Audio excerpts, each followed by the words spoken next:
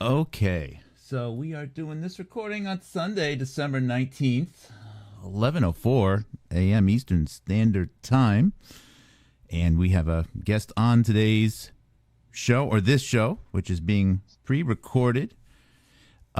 She is a person who has been following my channel for a while and other channels that I enjoy. And her name is Marie.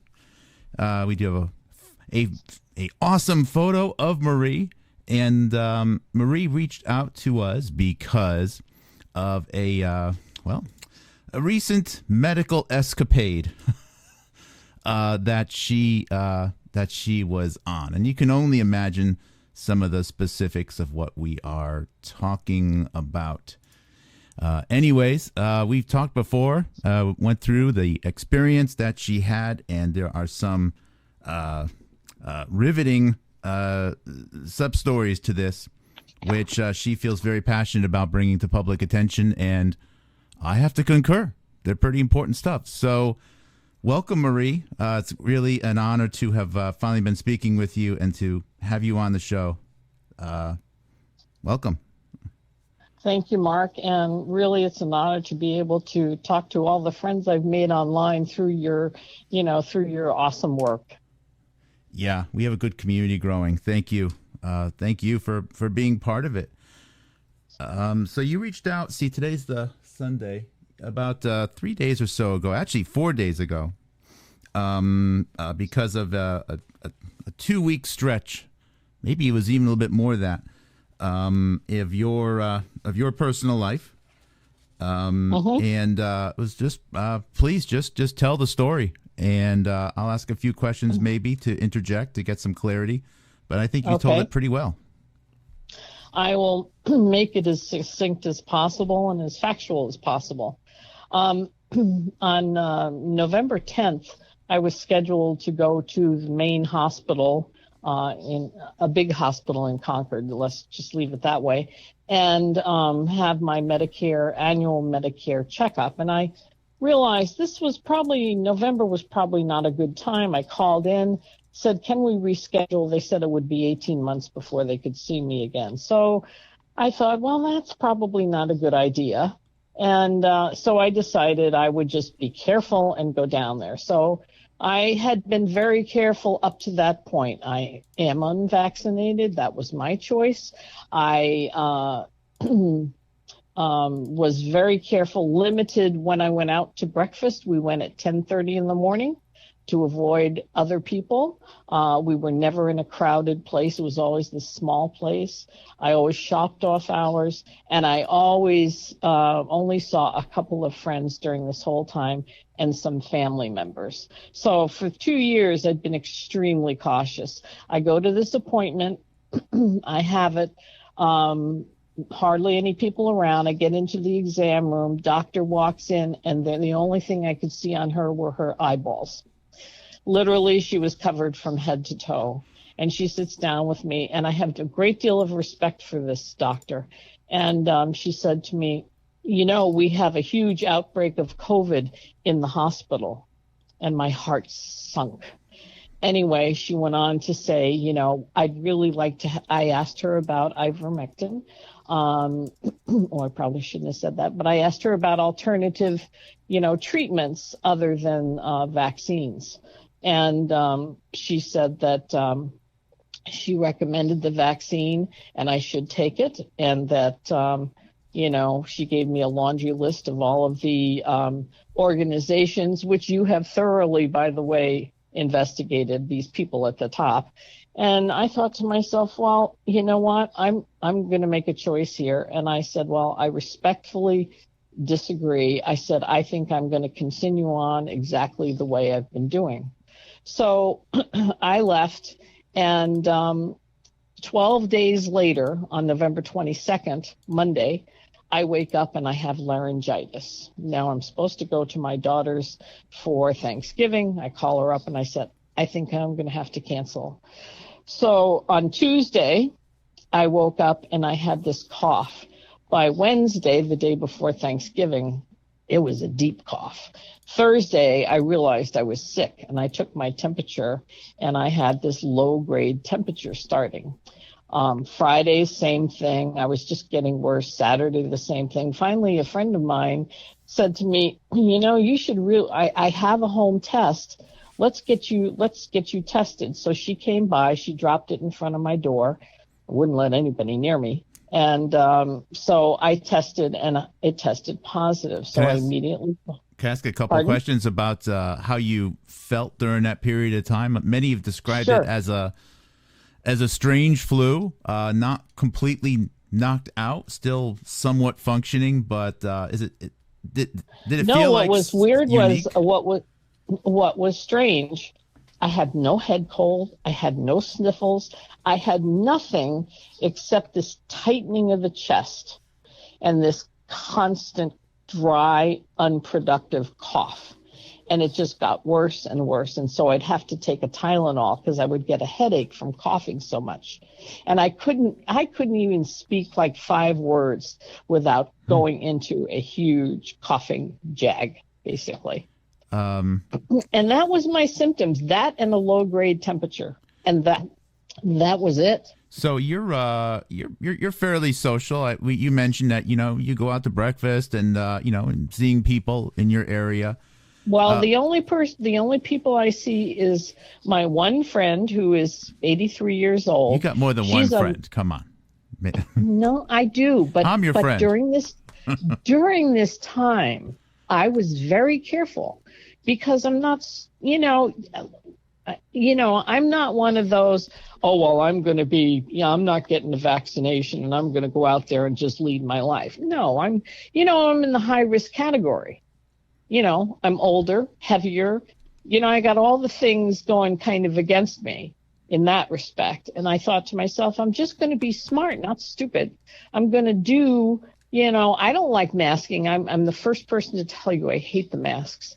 But I do it because, 1, it makes other people more comfortable. And 2, you know what? I wanted to go to breakfast and see my friend. And so my older friend and I would go once or twice a week, and we always went off hours. I shopped off hours. I was never in a crowd, and the only other people I saw were my 2 daughters, one who was vaccinated, one who wasn't. And that was it for the last 2 years. People don't understand how isolating that it is if you live in senior housing. And I'm not one of those bingo people. I need to have my mind going all the time. I'm a voracious reader. That's why I enjoy your channel. And so I disseminate a lot of the information that you give me to a lot of, my older friends that I've met having moved here 6 years ago.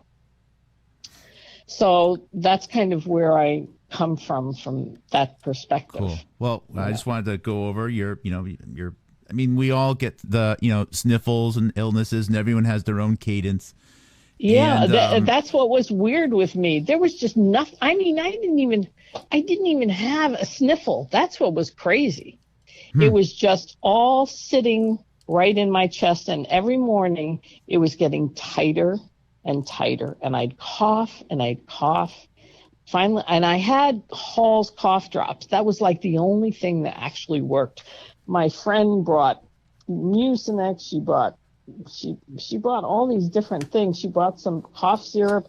Nothing seemed to work except for Hall's. That's what was so crazy. And the doctor had prescribed a cough pill for me. I can't remember. I think they call it benzonatate or benzonatate or benzonatrate. And the nurse said, it works for some people. It doesn't work for others. It didn't do a thing for me. Got it. So. Well, I'm going over this because this is what happens when I try to drive too many things at once.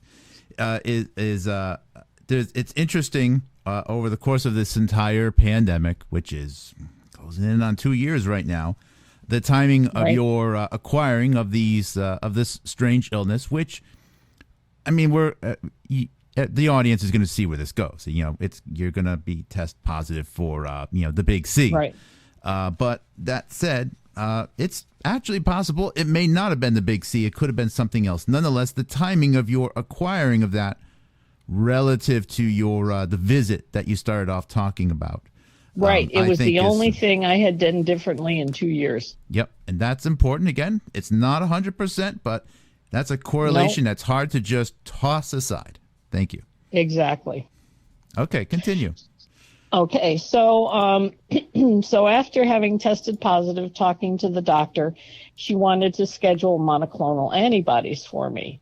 Well, I was at that point in time, she called me back and she said, listen, the earliest I can get you in is Tuesday.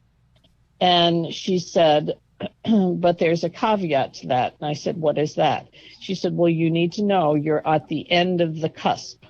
She said, ideally, we like to have people in between the third and the fifth day for it to be really effective.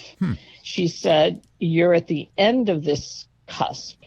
And of course, you're high risk. And I said, so now what are you telling me? She said, this is your decision.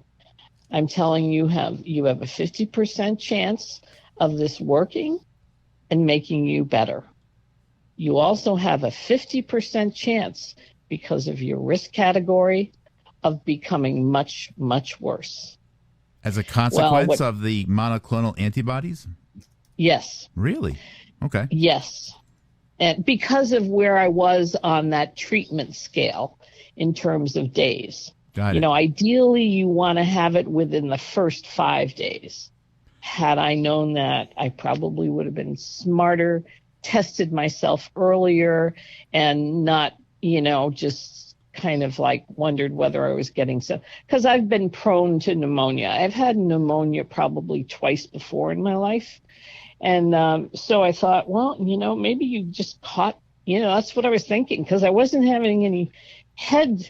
I didn't have any sniffles. I had nothing, just this cough. So that's why I hesitated to think it was anything but, maybe I'm getting some bronchitis. Mm-hmm. That's exactly what it felt like to me. And so when she called me back and said the only time she could schedule me was for Tuesday, the soonest, and that it was day 9 on the cusp. And when she said there was a 50% chance of it getting much worse, well, in my head, and this is my opinion only, in my head, what was registering is, my God, they'll intubate you. And that's the last thing you want. And I thought to myself, I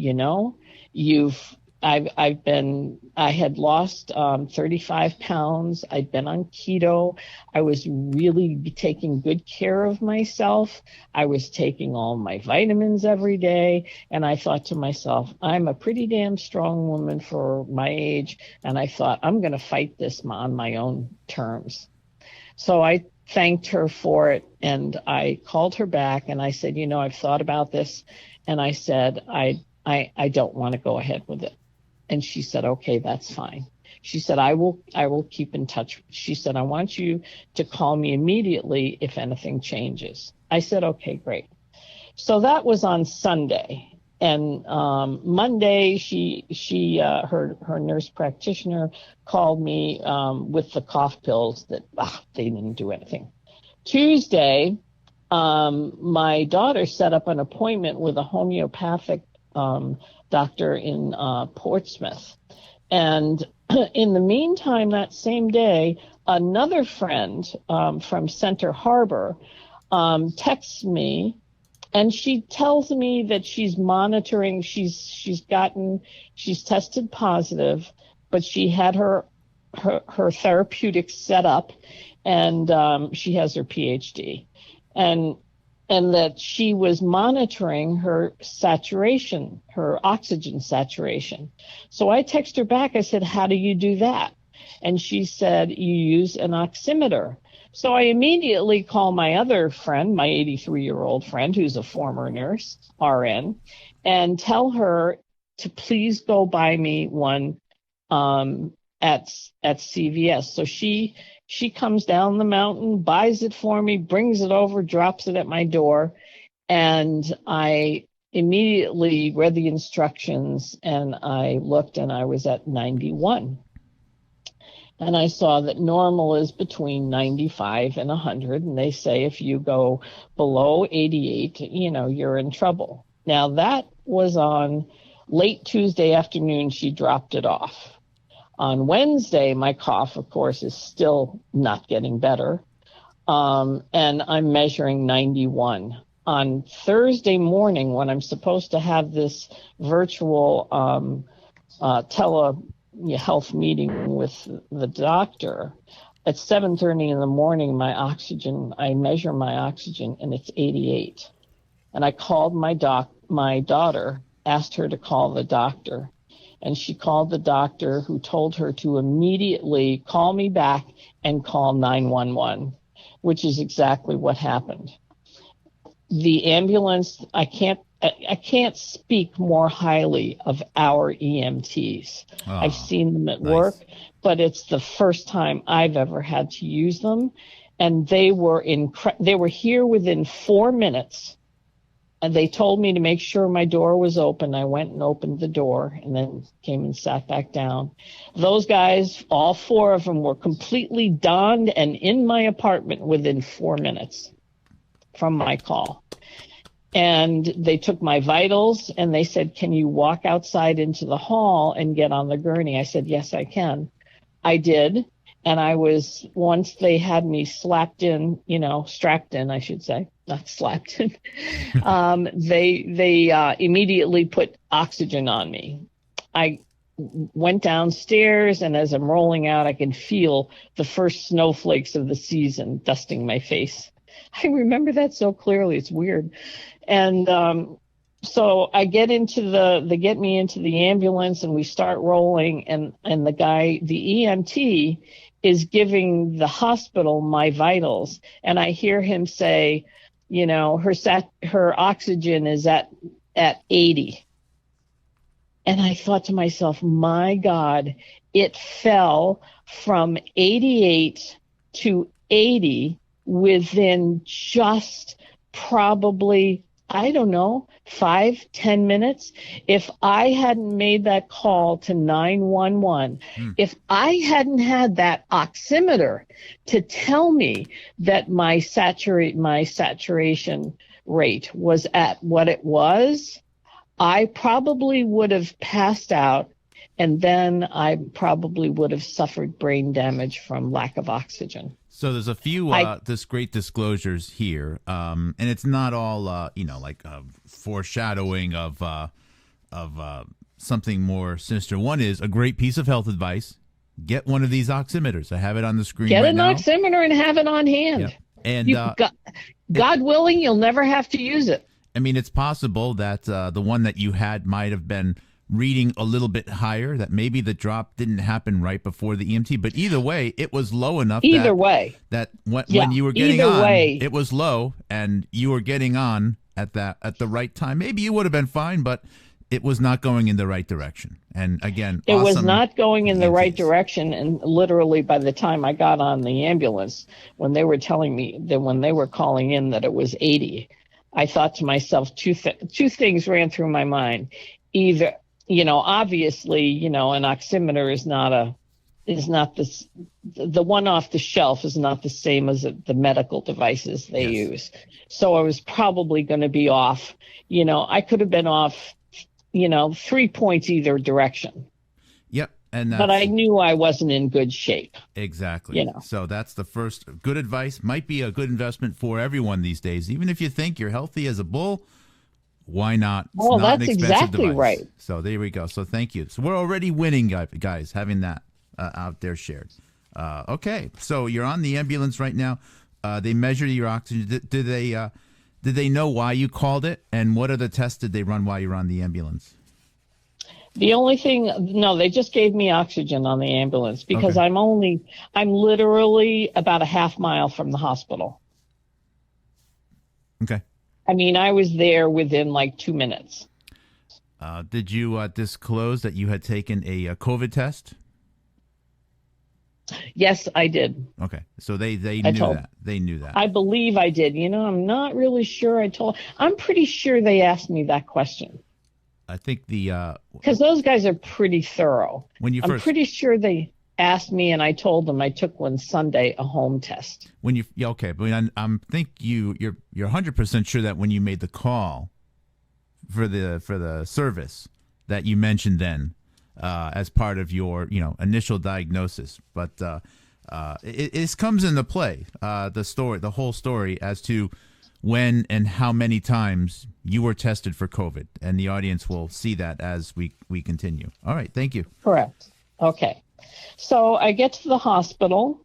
Now, this hospital, people who live in the area will know what hospital I'm talking about, but this particular hospital has just had a 18-month to 2-year rebuilding of the entire emergency room department.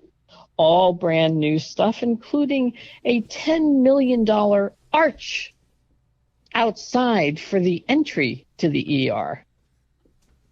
Go figure where they spend money. Who made that decision? I guess that guy was fired and they put somebody else on, but after he spent the 10 million.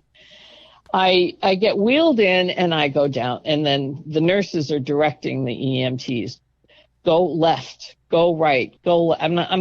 I'm thinking to myself, geez, it feels like I'm in a maze back here. And finally I get to the end, almost to the end of this hallway, and they said, can you walk over to the gurney in the treatment room? I said, sure. So I get up and I look down at the floor, and the first thing that hits me, because my old Vermont Welsh grandmother always said, there's a difference, Marie, between dirty and filthy. We never have filthy.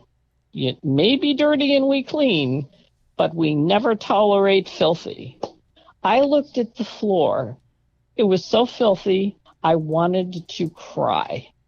I could not understand that here we had a brand new ER and they were bringing me into this filthy room. I mean, at least the floor was. So they get me onto the gurney, and inside, a nurse, Nurse Bill, comes in. He says, well, I'm gonna put in an IV line for you. We're gonna get some antibiotics into you. And he said, we're also going to start you on some steroids. I said, fine. And so he did. There was a big flurry, and he was around for a while. And he said, now, do you want to rest here on the gurney? I said, honestly, I would be more comfortable in the recliner, because there was a recliner there. Now, to describe the recliner, it is not your lazy boy. It is one of those recliners you sit in when, you spend 10 minutes and have to have your blood drawn. That's basically probably has an inch of sponge over some 1x4s and some marine vinyl slapped on top, hard as rocks. But it was better than the gurney. So after all of that flurry of activity, they came in, they handed me this outpatient deli menu. So I thought, oh, okay. So it was later and in the afternoon, and I hadn't had anything to eat. So I thought, because I really wasn't very hungry, and I thought, well, I'll just have an egg salad. I'll get some protein in me. So I ordered the egg salad sandwich, and finally they came with that. And they didn't have any pitchers of water, so you had to keep asking for water. So when they came in, the night nurse came in, I asked her, I said, how long do you think it'll be before I get a bed? And she said, probably a couple of days. And I thought, oh my God, a couple of days. And I thought, well, I can do this. And so they didn't have a pillow for me. There were no pillows to be had. No the only pillows. thing, No pillows. Now, mind you, this is a brand new multi-million-dollar ER. There were no pillows. Question. I have to interrupt here, or interject. So it's clear when you're entering, you have a lot of expensive ornamentation on the outside. Did you do you believe you entered through the main entrance, and did you see a deterioration in, let's just say, cleanliness and quality from when you entered to the building to the room that you ultimately landed in? Yes, because what happened is they built this new, as I said, $10 billion entry into the ER. This was all the brand new ER addition.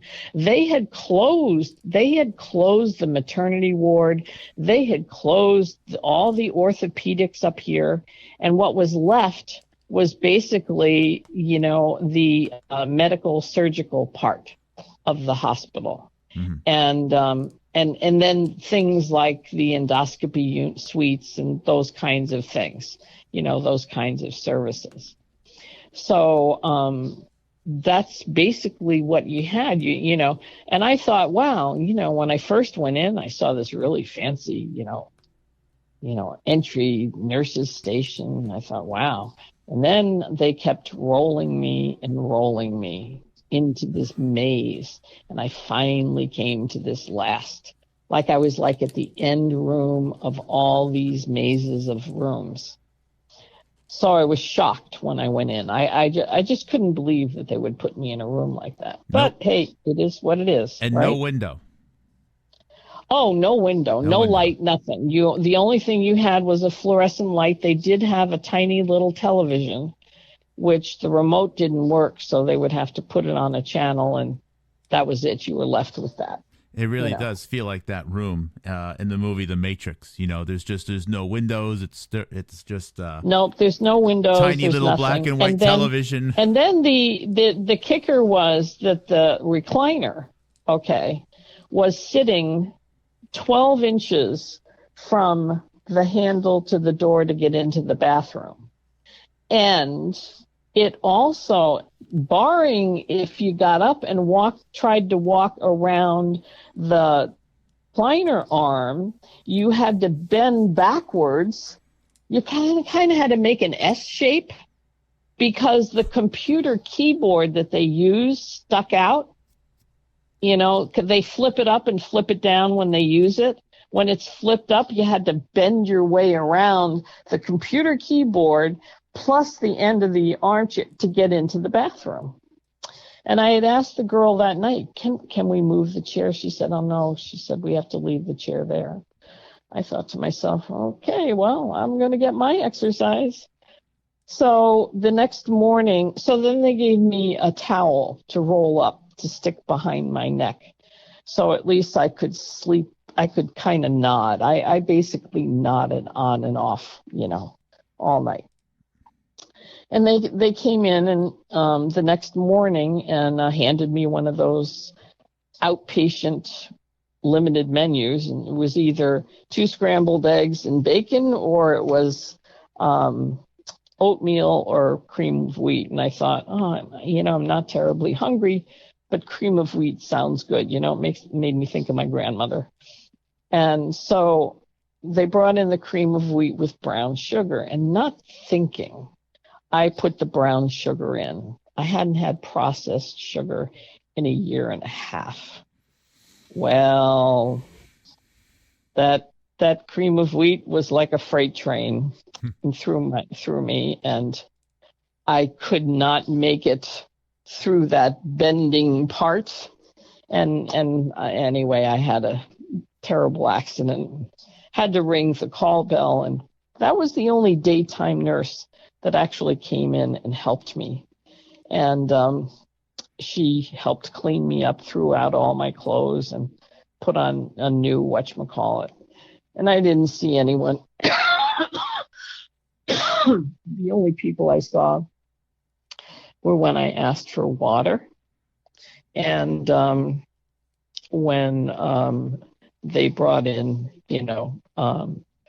I actually had missed lunch because of that, and so I had another dry sandwich for dinner. Did you hear a lot of commotion outside? No, keys because clicking, phone calls, people in problems, or did you wonder if you were in an abandoned wing of the hospital?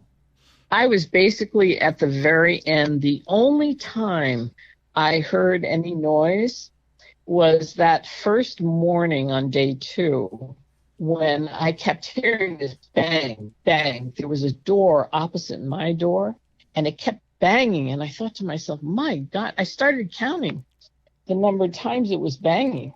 It was over 50 times. Hmm. And so when the nurse came in, when the lovely nurse who did help me came in, I asked her, and she said, the main entry to the emergency room for the staff is broken, and they had to use that door this morning. I said, well, they need to know that they need to be quiet when they close the door and not, just let it slam. There are patients. And so what happened was after that episode, I didn't really see anybody except to come in when I asked for water, because that's what I knew was going to help me survive. I needed to drink water. There were no plastic pitchers. They didn't have any. They had to keep bringing me styrofoam cups. So I got wise and started asking for 4 at a time because I wasn't seeing people. And so I had a nice nurse. The nighttime nurses were being paid overtime and coming from other floors. They were wonderful. And one nurse came in one night. Now the third night, so day 3, I should go back to my notes here. Day 3. Day 3. So now I move on after that episode to day 3. Now day 2, they started me on remdesivir. So they wake you up at between 4 and 7 o'clock in the morning to draw blood. So whatever sleep you get, it's kind of like, screwed up anyway. What was their justification for prescribing remdesivir?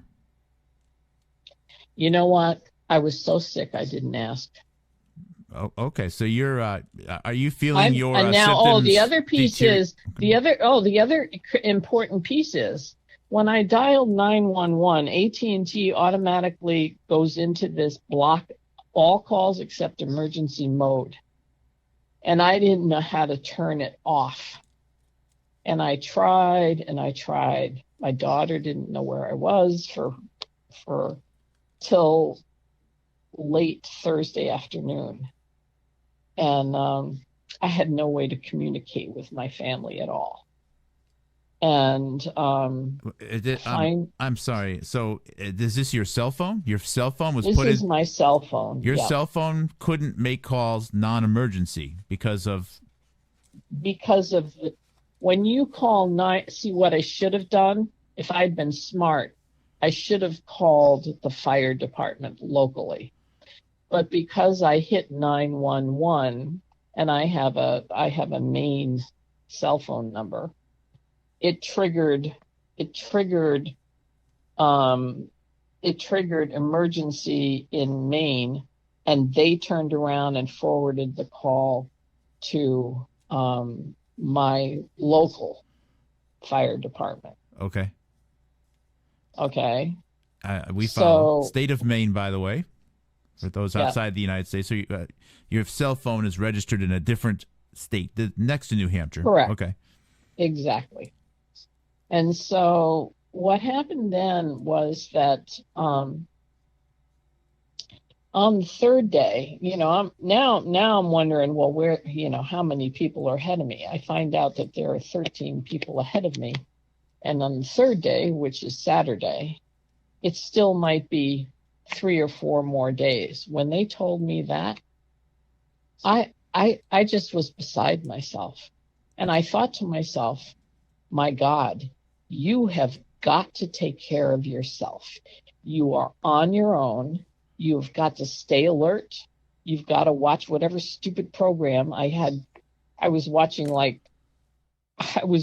a marathon of 48 hours true crime.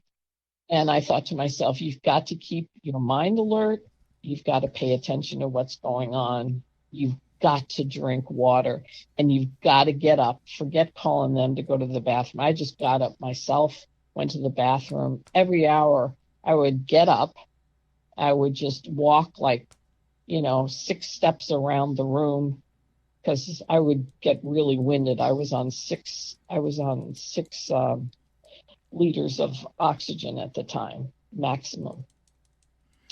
And so then I would sit down and I thought, I've got to keep myself going and I've got to keep drinking water. So that third day, basically, they turned on the TV. That's it. And at night, that's when the nurse came in. She was a just wonderful gal. And she came in and I said to her, do you know if they have any pillows left? She looked at me and she said, my God, you've been here 60 hours and still don't have a pillow? And she started just doing a few expletives under her breath. She said, I'll be back. And she came back and she had a pillow, which really I needed for my lower back because the only real pain I had was pain due to my sitting on that hard rock recliner. And I was getting, pain up my, my tailbone, up my lower back. And that's why I needed the Tylenol. So she was able to get that pillow, but I slid it behind my back and I finally got some relief from that, because there wasn't another pillow. So I still used the towel, which actually kind of worked, in that particular position. And so she left, and then I was able to figure out, now they never told me this, and I kept looking at my cell phone thinking to myself, going through all the settings and all this, and I'm thinking, damn it, there's got to be some way for me to get through. And suddenly it dawns on me, well, Marie, just hit the Wi-Fi button and see what the frig happens. So I hit the Wi-Fi button and up pops guest network from within the hospital. And I thought to myself, my God, why didn't they tell me about this? I'm day 3, haven't talked to anybody in the family. No one's been able to talk to me. And finally, I get the guest network. And then I'm able to email my daughter and, well, all my kids, and but primarily my one daughter, because I needed to have, and here's a very important piece of information for folks. You need to have, no matter how many family members and friends who all want to be generous and want to be in on making decisions, you need to have one advocate. I don't care whether it's family or whether it's friend. You need to have an advocate who is unstoppable in the face of family and friends and is actually doing what you want them to do. I can't emphasize that enough, because my daughter, who is a microbiologist at a major lab in a major place, she was able to compartmentalize her emotion from the science. She knew what questions to ask, and she was unstoppable in trying to get information about me. And that's what you need, because you are so they cut you off from everybody and everything. And that's the danger to me. So that is a big takeaway that I can share with people. Make sure whoever you have on your advance directive, that they are an unstoppable person. So you're feeling cut off. Now, again, to remind everyone of the timeline, this is the days after Thanksgiving, which No, this is. I'm up to now. I'm up to the following week. This is a week after Thanksgiving. This is the week after Thanksgiving. Okay. It would be this day 3 is actually December. Let's see. I went in on December 2nd, 3rd, 4th. It would be December 5th. Okay. So if anyone was thinking, well, maybe there was a hospital shortage because of those few days after Thanksgiving, which is always on a Thursday in the United States. No, this was is the week after. After, so they should be Yeah, at a full. I was sick on Thanksgiving, capacity. Okay, but it was that following a week later, that Thursday after Thanksgiving, that I went into the hospital. very good, very good. Okay. Thank you. So, so on day 3, I'm still getting this disgusting, all I can call it, it's meant to be for people who are in the ER, having their broken arm set or whatever, and they're there for like 4 or 5 hours. That's what it's really meant for, but it's not meant to subsist on. Now, as an older person, I'm like into day 4, and all I get is, another remdesivir, another steroids. Oh, and they also give you shots in the belly for anticoagulants. So, because you're not walking around much, but I did. I said, screw this. I'm going to walk as much as I possibly can, which is what I did. And so then I spent another half sleepless night, and then now we're on to day 5. I'm finally in touch by email with my family. Okay. Still can't get the text, still can't get the phone, but I'm doing that part. And so we have a communication. And so on day 5, I get breakfast like tossed at me. That's the best description I can make, in the morning. And I will, one thing I haven't mentioned, there were a couple of times when nurses came in, ER nurses came in, the daytime people, and I got this sense that because I wasn't vaccinated, and I don't know this to be true, I think maybe they were just overrun, I have no idea. But if you were unvaccinated, they talked to you like you were so stupid that what the hell was wrong with you? Well, I have another medical condition. I have good reason for making the choices I made. And I respect people who want to, if they want to go get it, that's fine. I have no problem with that. But I think it's individual. And I don't believe in, one medicine fits all. So on day 4, basically I sat around watching TV. And then on day 5, I had an interesting series of events. So in the morning, they toss at 8 o'clock in the morning, they toss 2 eggs and a couple of strips of bacon at me and a little fruit cup. And by then I'm hungry. I'm starting to get hungry, right? And so I ate the eggs, and over a period of probably an hour, and then had the bacon. I thought to myself, you should keep this fruit just in case. Oh my God, this is like what's that Stephen King book? Where there's an author, right, who gets into a car accident, and then his biggest fan finds him, and then she's like nursing him back to health. But she ties him down, and he's like hiding pills and little bits of food to survive. Kathy Bates. The Kathy Bates. Yes. This is like that. That's exactly what it's like. Thank you. That is exactly what it was like. I can't think of the name of that. Okay.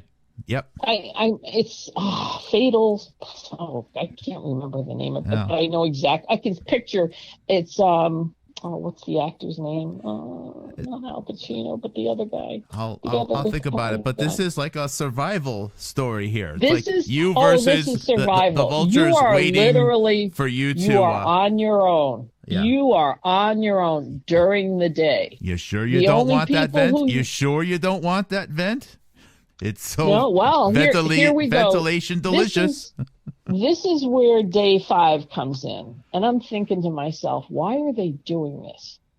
I mean, this is a brand new ER. What the hell are these people doing that they don't even So what happens on day 5 is critical. This is really a huge turning point for me because number one, I'm like drinking water till the cows come home. I mean, number one, it got me up out of out of the chair. And number two, I knew I needed much more water than I thought I needed. And I didn't care if they had to bring in 4 separate cups, to get me water. I insisted. That was the one thing I just demanded. And so on day 5, they tossed me this breakfast at 8:00 in the morning. Now by 10:30, nobody's come in to pick it up. Nobody's checked on me. I haven't seen anybody basically since. I mean, they came in the morning to do their little, treatments, and then poof, they're gone. They come back after an hour. They just, disassemble everything, and then you're gone. They're gone. They disappear. And so nobody was coming in to pick up the breakfast thing. So by 10:30, I'm thinking, wow, it's 2.5 hours later. They can't be too busy right now, because I'm cognizant. I know that they're understaffed. They've got this surge of people, and I'm way down on the list. And I'm thinking, well, you know what? 2.5 hours. It's the middle of the morning. I'm going to ring the buzzer, because once you hit the buzzer in the emergency room, you can't hit it again. Like if you had another emergency and they didn't turn off the first button, you can't hit it again. So I wait from 10:30 in the morning until I think it was close to 2:30 in the afternoon. It was close to 4 hours. Now, the night before, they had moved me from that dirty room to a clean room opposite the nurses' station. Brand new nurses' station, right?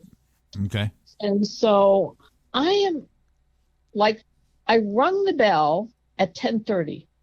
11:30, oh, damn, nobody's come. That means no lunch, because you have to have your lunch order in by 11. So I thought, well, at least I have the fruit cup, right? And so 12 comes, no answer. The buzzer's still ringing. 1 o'clock, 2 o'clock. Now I'm just plain really ticked off. I mean, now you're just getting this old flower child really ticked off. And so I thought to myself, well, they're so darn afraid of COVID, I'm going to really shake their boots. So I got myself up out of the chair, unhooked myself from the oxygen, walked over to the door, opened the door. I'm looking down both halls, everywhere. No one's around. So I yell, anybody there? Anybody there? Now, my father was an attorney, and my kids say I always talk too loud, but you know what? At our dinner table, you had to have a voice. There was no answer. No one around. So I finally said, screw this. In my biggest, deepest, loudest voice, I yell, help! Help!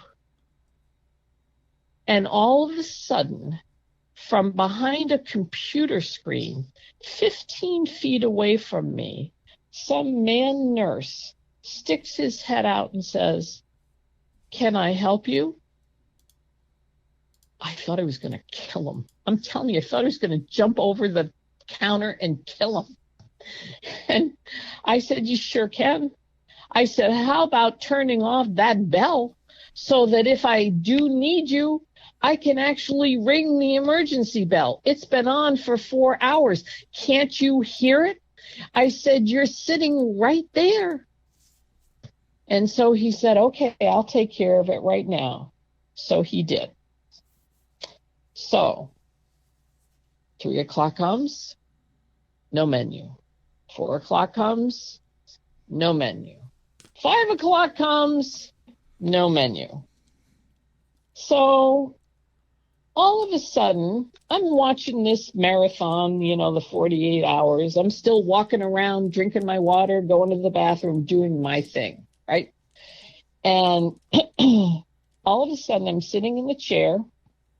The door opens up, and some guy walks in. He was an Indian, Indian American, whatever, but Indian heritage anyway. Mm-hmm. And he just steps inside the door, and he's got this white coat and his hands in his pocket, and he's got this bright green logo. I'm a sewer. I do quilting and I make handbags. And so when, those kinds of things are very noticeable to me. And it was this bright lime green, and it said ICC.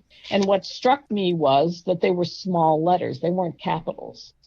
And it just struck me. And he says to me, "You don't look so," and I said, "Excuse me?" He said, "You don't look very well." And I'm thinking, gee, no kidding. That's brilliant observation.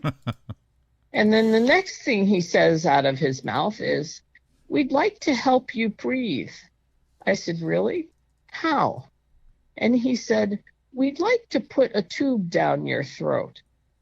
I looked at him, and all I could think of was $38,000 for Medicare.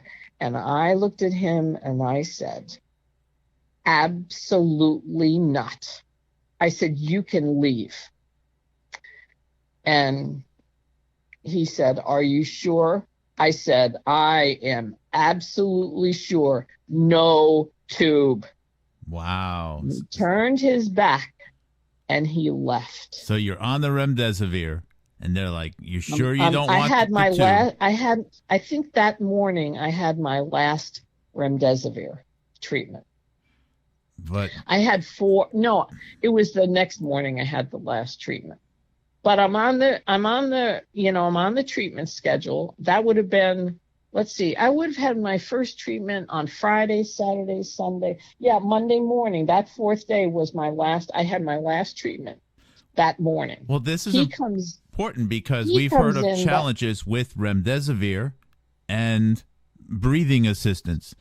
And I'm not sure if it needs to be done at exactly the same time or if the remdesivir comes first, if it puts people into a state where it causes more problems with the breathing assistance. So you might have been... Okay. Here's what Nurse Bill, the first guy he was being called everywhere. He was clearly very efficient, and they were calling him everywhere. I understood why he didn't come back to me. But he was very efficient, very thorough, and informative. He was one of the 2 day nurses that was informative. And he said to me, he said, "You're doing pretty well." And I said, "How can you tell, Bill?" And he said, because he came in the second day, because he said, usually by the second day, he said, most people your age have a face mask on them for oxygen. I said, "Really?" Because I still had just the tubing. He said, "Yeah." He said, by the second day, they have a face mask, and usually by the third or fourth day, they're intubated. And he said that very casually. But man, did that sink in with me. Now, of course, because you're isolated and you have no way of talking with your family really and communicating, I mean, at that point in time, I hadn't. That's stuck in my mind. So when this guy walks in, and now he walked in about quarter of 6, because I immediately sent a text. I sent an email to my daughter. I said, "Help, some guy just walked in and wants to intubate me. Find out what's going on." Well, what I forgot was that Monday night, she would have been having dinner with her fiance, and she'd been through the grind for the last 3 days. And I knew he would be taking her out to dinner. And then I waited and waited, and that's when it dawned on me after an hour and a half, she hadn't responded. I said, "Oh my God, they're out to dinner." So what I did was I forwarded the email to her fiance, who was always double checking he has businesses. He's always checking his, text messages and email. And he sees the email and he says, you got to, get in touch with your mother and find out what's going on. So she emails me back. She said, I'll be there first thing tomorrow. So, so meanwhile, I didn't have any dinner. I didn't have anything to eat except for those 2 scrambled eggs in the morning. And the little, thank God I had the little tiny, cup of fruit, it's like 2 ounces. I had that. And so when the night nurse came in on day 5 now, she comes in and she says to me, I said to her, do you think you can find me some crackers? And she said, well, haven't you had dinner? And I told her, I said, they gave me eggs this morning and I haven't seen anyone all day. And she said, well, we're going to take care of that. So she said, you have a good team tonight. And she was from another unit again, and she had a lovely aide. And so the first thing they did was get me peanut butter and some honey graham crackers, which tasted like steak. I'm telling you, I was just getting worn down from having, no real nutrition. And I knew that's why I knew I had to keep drinking water and keep moving, to keep my wits about me. And so I said to her, I've been here for 5 days. I haven't even had a washcloth with soap in it to even wash my face. And they both looked at each other and they said, what? I said, no, I haven't been washed in 5 days. Never in my life have I ever been treated like this. And that's when I started to really tear up, because I realized I wouldn't have treated my dog the way they treated me. And so, bless her soul, that little aide went out. She got 2 big tubs of water and she washed me down. And she looked, when she was washing under my arms, she looked at the nurse and she said, Deanna, we caught her just in time. Her arms, underneath her arms, are so red that if she had waited another day, she would have had open wounds. And I was so thankful for those 2 angels that night who came in and actually cared enough to wash me. And never in my entire 75 years have I ever gone like that or been treated like that. And so they really, I felt, saved me from a lot that night. And so the next morning, I was still half awake, and I never really slept there. I mean, I think probably I passed out from exhaustion a few times, but like a power nap, but I never slept. And so early in the morning, I saw my phone light up, and I looked down and I saw it was my daughter, who at 5 o'clock in the morning had driven up to my apartment, a block and a half away. And she said, I'm here. And she said, I'm on the phone with the doctor. So she then emailed me back and said, I've told the doctors I want the treatment plan. I want to know what they're doing. I want to know exactly what's happening to you. I want to know every detail. I want to know your vital signs, And she said, Mom, I'm going to call the ER and they're going to patch me through to you so I can talk to you. And I said, that's great. So about, I would say probably, now in the meantime, behind the scenes, after my oldest daughter called and spoke with the doctor and the nurse, they weren't very happy with her because she was asking these very pointed questions, which is what I counted on. And my other daughter, she called my youngest and she said, "You've got to call the hospital. They don't like me, but you've got to make sure mom gets an inpatient menu and we've got to get food to her." So, so after my daughter had made that call about the treatment plan and everything else and told the doctor she was on top of all this stuff, and my other daughter called, the next thing I knew, I had an inpatient menu with for lunch I could have marinated beef tips. I thought, oh my God, real food. And so what happened was I ended up having an unbelievably delicious lunch. The food was great. Out of everything there, it's hard for me to say, but the food was terrific when you got in there, right? And then finally, the doctor got at 10 o'clock. The doctor shows up and has the nurse hand me the phone, the in-room phone, while he's standing outside. And he says, "We've put together a treatment plan for you. You've had your x-rays being taken every morning." And he said, "Your x-rays showed a little bit of improvement, today." Well, come to find out, I was in worse shape that they were telling me. I found that out afterwards from my daughter. So I had a great lunch. And the next thing I know, later in the afternoon, a woman comes in with a wheelchair and she says, "Guess what?" I said, "What?" She said, "You're going to a room." I said, "You're kidding me." Now I'm 5.5 days into this episode, right? And she said, "Yep." She said, "We have a room for you." So they wheeled me upstairs, and what they had done was there were these endoscopy suites where they do all the endoscopy and colonoscopy. So they're all single bed units. There are 6 of them.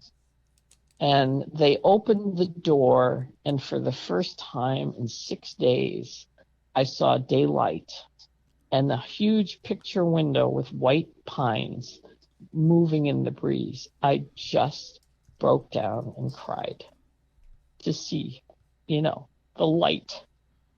I can't even explain what that was like for me, to see that. And that I had made it through and that I was going to be okay, because I wasn't fighting COVID. I was fighting the whole damn medical system that had completely broken down and was totally unprepared, even with multi-million-dollar emergency, upgrade of a hospital. And once I got up there, the care was superb. They had converted all the endoscopy and colonoscopy nurses into COVID nurses. And I had great care. I can't speak highly enough of all of them. The night nurses, the day nurses. I had a couple, who were a little crazy, but they were terrific. And I ran across one guy who said to me, he was moving some equipment out, and he was from New York. And we got talking about New York, and I said, I'm devastated that, oh shit. Hello?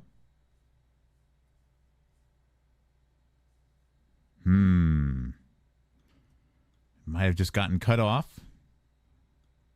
There's been some technical challenges because of some cell tower issues up in New Hampshire. Let's try to call back, shall we? 1 second, everybody.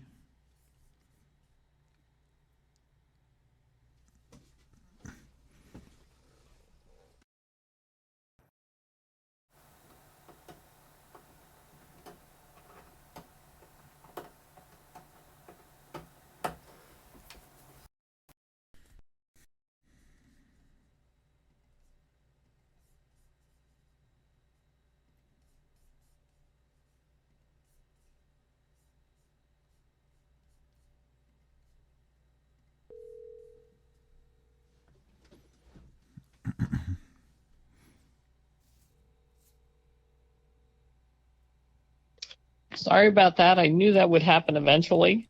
It's okay. Where did I leave off? Oh boy. Well, Did I make it up to the unit? you're up in the unit. You saw the beautiful sunlight. You talked about Yep. the endoscopy unit being free, and a couple sentences after that. And I was Yep. trying to find a nice daylight photo to put to show on the screen, so I missed the last couple of sentences that you said. Okay. So I have to say I had excellent care up there. And then finally this lovely young woman came in, and she, on the day after, gave me my first full shower. Now here's the crazy part. She didn't have any shampoo. There was no shampoo. So she had to now I have really thick gray hair, and she had to give me a bar of soap to wash my hair with. Well, if you've ever washed your hair with soap, you know what that experience is like. Yeah. So, but it was at least cleaner than it was before. It took her another 2 days to finally get some body shampoo. It was body wash and shampoo, which was basically watered down shampoo, but it was something, to actually get my hair clean. But the care I got, and those nurses up there, I can't speak more highly. There was one guy from New York who had, and I'm originally from New York, and we got to chatting, and he said he worked down in the city, but then when all the mandates were coming through, they bought a farm between Saranac Lake and Lake Placid. And I laughed. I said, I spent every summer of my life camping up at Rogers Rock. And he said, you mean in Hague? I said, yes. And he laughed, and he said, that's great. He said, I can't talk much about the vaccine mandates. I said, I think it's horrible what they're doing. And he said, well, please don't say anything. We never had this conversation. I have to be very careful about what I say around here. And I said, we never spoke. I mean, I understood what he was saying, but he also took down I gave him your channel, and I gave him, the information on Operation Paperclip, Annie Jacobson's book. I said, read it. You need to read it because you're a young person. And I said, you're the people who are going to make the difference, but you have to be informed, And so finally it took a full day to actually get discharged. I had a nice young Russian doctor who was very informative. He had a good sense of humor, but he answered all my questions. He was the only doctor that did that. That didn't treat me like I was 12 years old. I hate that. Just because you have gray hair doesn't mean you've lost all your senses. Some people have, but, not all of us. So anyway, he was very genuine and very helpful. And so when my daughter called him, she was downstairs in the lobby, and he was upstairs processing the discharge in the afternoon. And they had to arrange for oxygen and all this other stuff here at my apartment. So my daughter lands this question on him. She said, so when did the hospital test my mother for COVID? And of course, he had just come on the weekend, so he didn't really know my case that well. So he went back through the records. He said, well, Alicia, give me a chance. Boy, I shouldn't have said her name. Give me a chance. And I will go through the records. He said, just give me a minute. So he combs the records, and he said, hold on. He said, I need to double check. He goes through my entire record from the time I got here. I was never tested for COVID. That is such a mic drop. They just took your word that your home test, which is not 100% effective, has been driving all of your medical care. And not only that, I had only one home test. And my daughter said to him, Doctor, you and I both know that one home test can be a false positive. My mother could just have pneumonia, And you guys have treated her like she's had COVID without ever knowing and double checking. You've been given remdesivir. Yep. They wanted to put you on a vent, and they wanted to intubate me and grab another 38 grand because this hospital up here is in deep, deep financial trouble. And it was taken over by one of the other big hospitals farther down south. And I know that if I hadn't been the kind of mentally strong and determined person who was completely aware of what I needed to do to survive that, if I had just been a passive senior like many are and just accepted anything that they told me, if somebody had walked in after 4 or 5 days of no care and taking care of myself, I mean, I was weak, I was tired, but I was also mentally alert. And that saved my life because they would have, I will tell you that 9 out of 10 seniors, and that verified what that nurse told me, about putting the face mask and then being intubated. They're going in there and they're finding these weakened seniors. This is my story now, my speculation. This is not fact. No, my speculation is that they're going in when seniors are weak. They've been isolated from their families. They're counting on these white coats to be their saviors, because we grew up in a time when doctors were highly respected and actually cared about patients first before the dollar bill or anything else.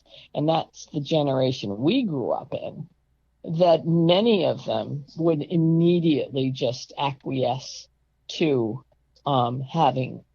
being intubated. And thank God my daughter and I, 4 weeks before, she came up and we had this long discussion in the afternoon about under what circumstances I would allow her to intubate me.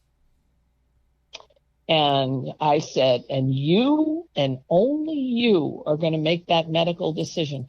I don't want anyone else involved in the family. I said, I don't care what they call you. You're going to have to be tough-skinned and you're going to have to stand your ground because I'm counting on you to do that. And that's what she did.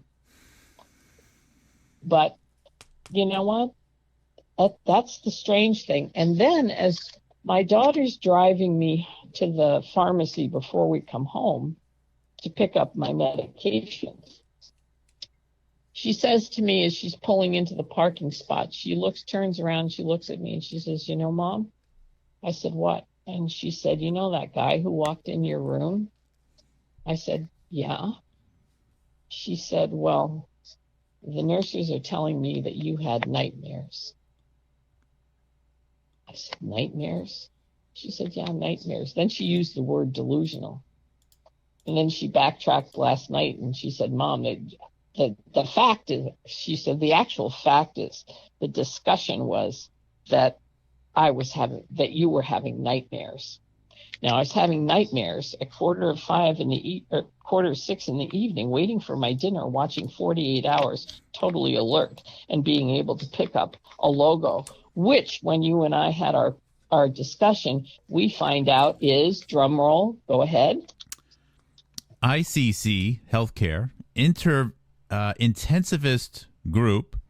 They run, their headquarters is down south, but they manage several states. But Intensive Care Consortium. Yeah, and so yep, and their what their webpage says, and they show a very happy senior woman in her bed.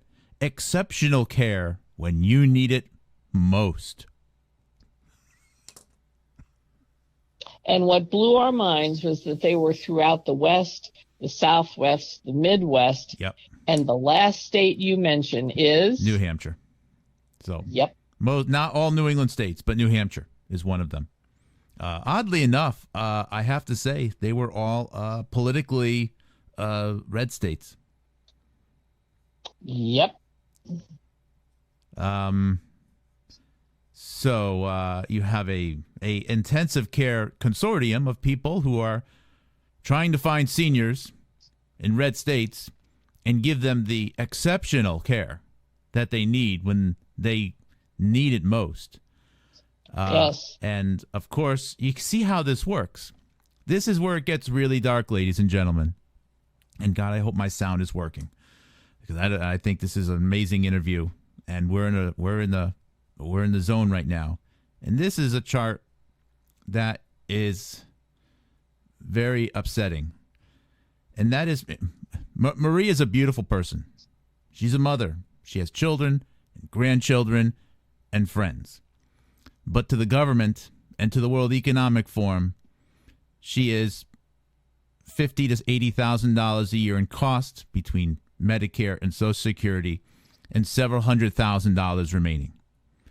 Meaning 4 days of intensive health care and a $40,000 bonus to the hospital solve a lot of problems to the United States government and the World Bank and other forums, World Economic Forum, that want to address these problems. And why are they so interested in healthcare issues? This is the difference between humanizing and not humanizing. And look, I'm a couple of decades behind, but I'll be there soon enough. We all will be, even if you're 20. It's going to happen if you're lucky. So we have a massive conflict of interest here, and we seem to have a new consortium helping people out and trying to sell a healthcare practice, which would have had, I think, especially since you were primed with remdesivir, a very predictable outcome, Marie. I don't think we would be talking right now if it wasn't for your instincts. If it wasn't for you, here's the thing. You shouldn't have had to have any doubts when you were in care that you were going to be given the best care possible. Unfortunately, you had those doubts, or fortunately, right? Because it's why you're still here. It was just a sequence of events, I will tell you.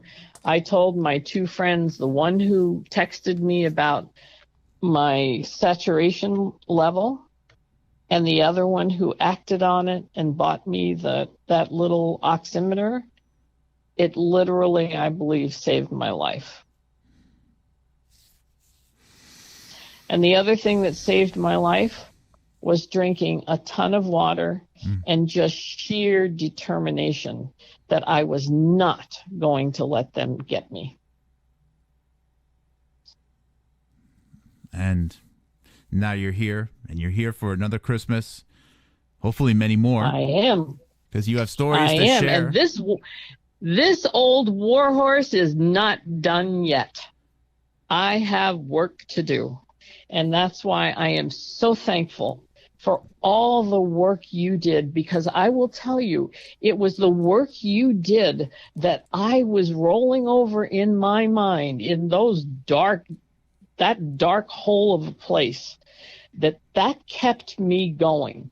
Because every word they would speak to me, I could almost connect with other things that you either said. And thank God for all the work you have done, because your integrity around not being attached to being right is one of the rarest things in the world in today's YouTubing, information age, because you are not getting the truth from the government. They passed the Smith Modernization Act in 2012. Its original intent in 1947 was to be able to propagandize against the countries that we had fought during World War II, but not ever against Americans. In the Defense Act, the Patriot Act that was reauthorized in 2012, there's a 2-page Smith Modernization Act, which does the reverse, and with 3 simple words, and for other purposes, allows the U.S. government for the first time in our history to use propaganda against the American people. And if anyone has any doubt as to what's going on the television, that's all they need to look up. And no senator, no congressman can read through thousands of pages and find that 2-page document, before they vote on it. Most don't even know it exists, probably. I think some do. I think some don't. I can just imagine everything that they have to deal with. And boy, I don't have any words, Marie. There's nothing much I can add to it. And I'm glad you brought that up.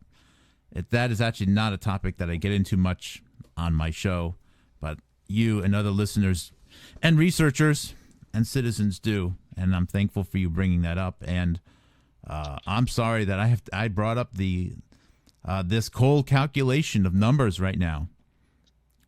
Which the facts are the facts. You can't run away from the facts. You can't. I can't run away. You just can't ignore the fact that people are going in. People like myself, in their 70s, or older people, 67, they're going into these hospitals and, expecting that they're actually going to be at least have a base level of care where someone pops their head in and says every 4 hours, "Hey, Marie, are you doing okay? Is there anything I can do for you?" I never had that.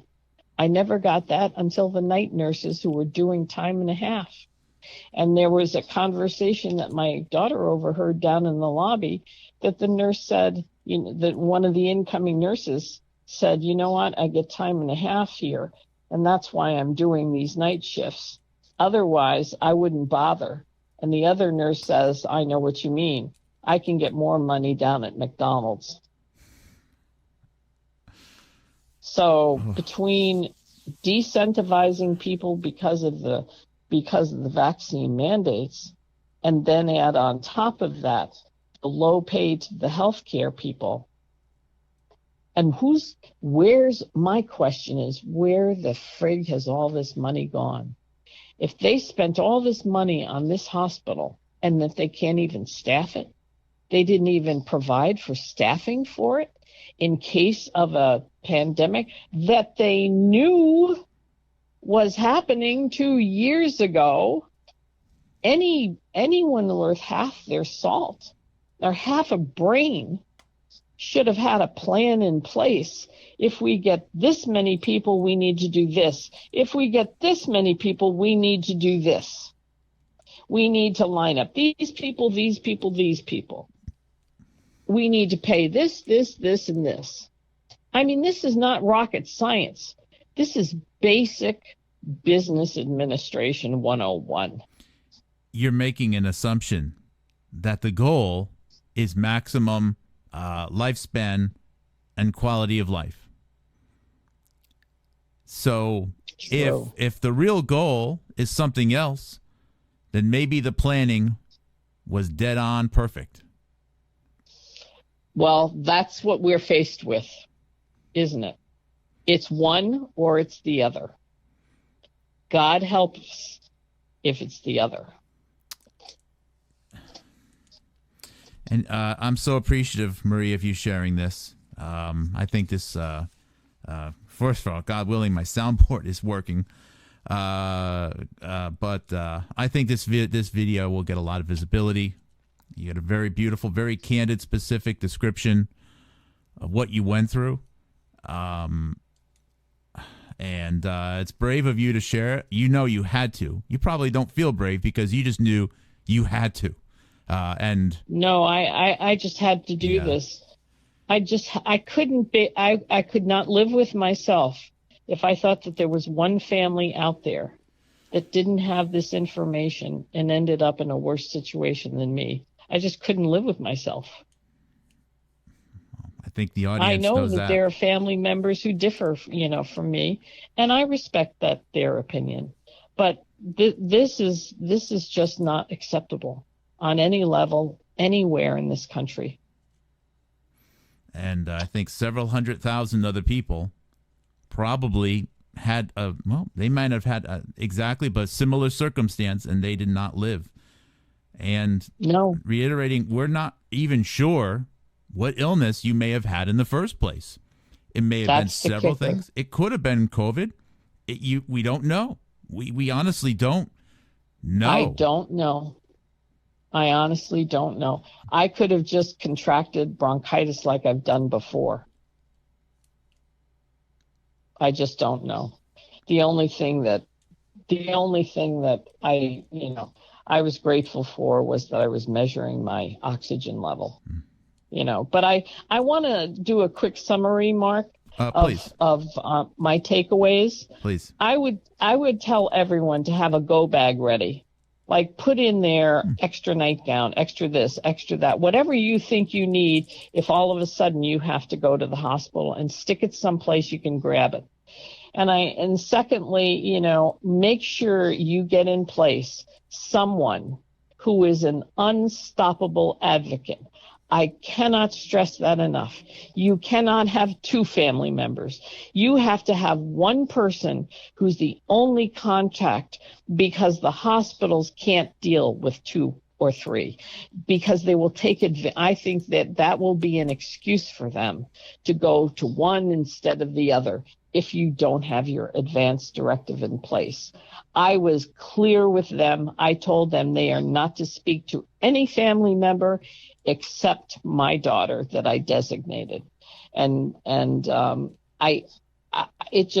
You just need to be ready for that.